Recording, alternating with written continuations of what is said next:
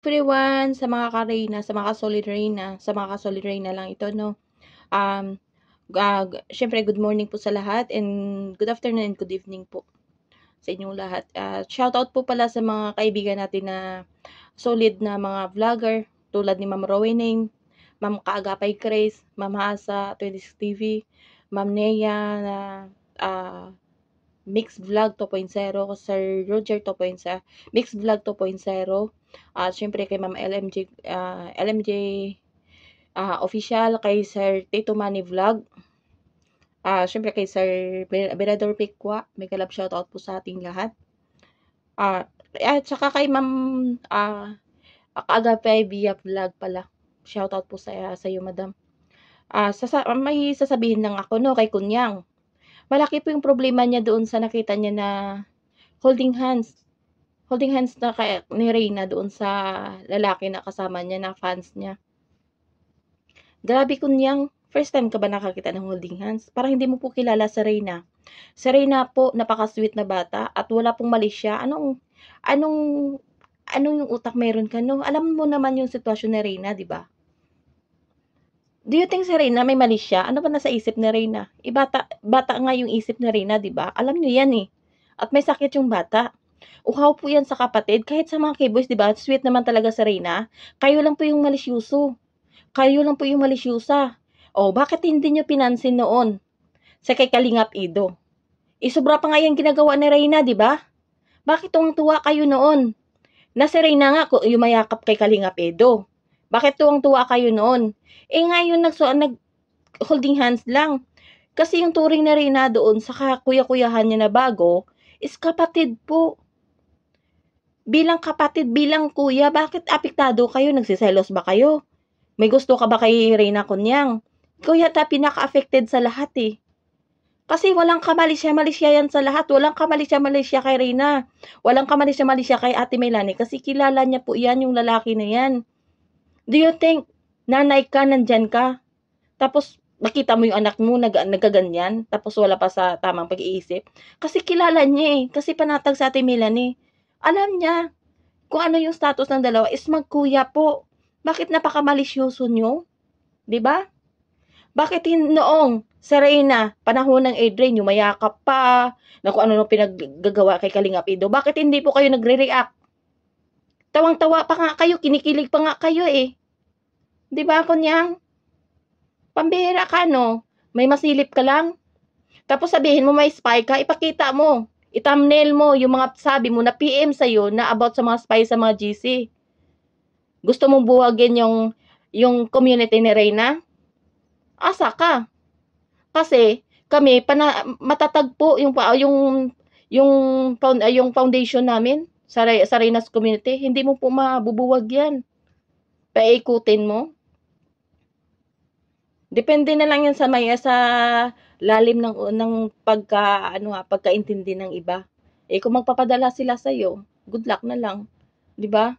Pero sa amin nakakaintindi at nakakilala sa iyo na noon pa naman wala kang sinabi na totoo, puro kasinungalingan po. At kung saan man si Reyna pumunta, saan man siya magbakasyon, wala ka pong pakialam.